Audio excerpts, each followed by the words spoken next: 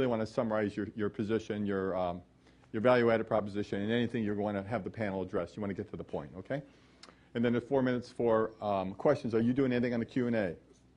Just 1 minute Q&A. Okay. All right.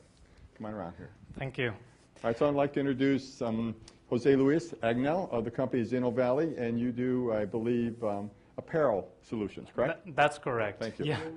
Thank you very much, everyone. Good afternoon. My name is Jose Luis Agell, and I'm one of the co-founders and the CEO of Innovalley, which is a technology company that creates smart apparel accessories and, well, smart apparel and accessories. So I'm here to talk about clothing and technology, two major aspects of our daily life that unfortunately they never interact.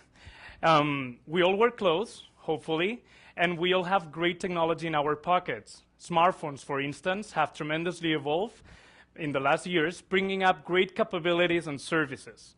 I love Google Maps, for example. But this is my co-founder, my main co-founder, trying to use Google Maps while riding his bike. So if you try to do so, you might end up in these kind of situations. We want to avoid that, and we see the potential to fuse clothing and technology to create what we call smart apparel and smart accessories for the smartphones. So how do we do that? We're playing with two main technologies. On one hand, as I said, we have the mobile internet. Great services that are accessible everywhere thanks to the internet connection, but we want to make them interact with wearable technology, which is an emerging sector. Right now, electronics are not as they used to be before. We have flexible solar panels, we have printed electronics, lighting can be, LEDs can be integrated on the fabric, and they can be flexible. So we try to do that. How do we do that? Well, we started 4 co-founders, basically entrepreneurs from Barcelona with a lot of experience, and we wanted to bring on board some more experienced guys and companies who can provide us with some infrastructure. So we got on board a clothing brand from Barcelona, you know that we are famous for fashion design, and also a research center who's been working a lot on smart fabric, so a lot of printed electronics, luminescent inks, and all these kind of technologies. And we've started with some products. I'm going to show you some of what we've developed so far and some of our new ideas that I'm excited. So the first one is what we call You Shine, which is a collection of bags like this one, which is they are made out of recycled banners from the city of Barcelona, and they have flexible solar panels on them.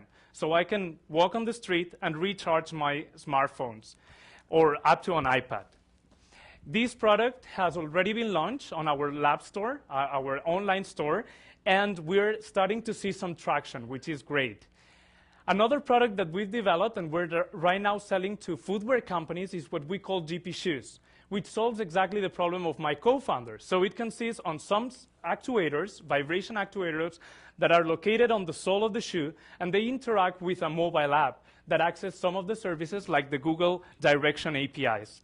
So what can you do? You can type the address where you want to go, you put the iPhone in the pocket, and then you get a vibration on your shoe whenever you need to make a turn, on the right or on the left.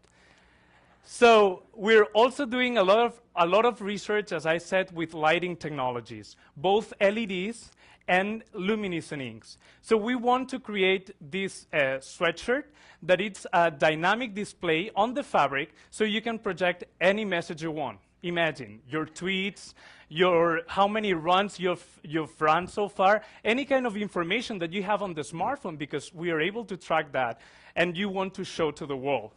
And it might sound a little bit futuristic, but we're very excited to have a project with one of the largest advertising companies, because this has a lot of potential on the advertising world. So we can project advertising messages on the sweatshirt that are controlled from a mobile app. And finally, we see a lot of potential, and this is a little bit where our product roadmap goes, which is what we see that there's a lot of potential on taking care of the safety of motorcycle riders. So we want to use some of the services that we have on the iPhone and try to integrate them on jackets for motorcycles, on helmets, or even on a wristband. So how do we make money? We have a B2B strategy. We co-develop products with brands, and we propose them licensing programs, revenue sharing, and as I said, we have a small lab store where we are gonna sell some of the limited edition of our products. We have a talented team. As I said, the main co-founder is a serial entrepreneur in the multimedia sector. And together, we have a great team to drive innovation and create the future of the clothing. Thank you so much. And I have a small video where you can see what I mean with that. This is an actual demo, by the way.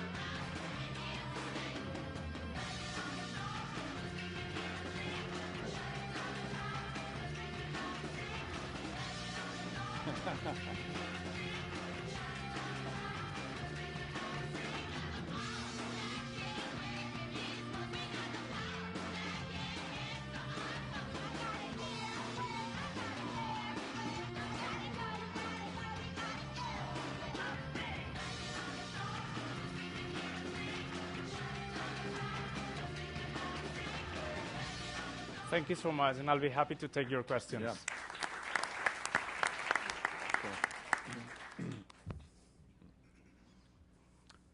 Rob? So I don't even have to stand up to make it obvious that I know very little about fashion, but one thing I do know is that they follow trends, and apparently there's runway shows in places all over the world, and there's things that kind of create demand for these type of things. Lady Gaga wears something, and then all her monsters start wearing it, right? Yeah. So what are you going to do along that kind of vector to ensure the success of the various lines of clothing that you're building? Yeah, basically, well, I agree, and this is actually one of the challenges that we have so far. It is true that we don't want to focus on fashion, but casual applications, meaning clothes that I wear on a daily basis. So I like this bag because that's how I go to work, and I carry my laptop. So we're focused more on casual applications that not necessarily mean like high-end fashion, because as you said, it's a temporary product, right?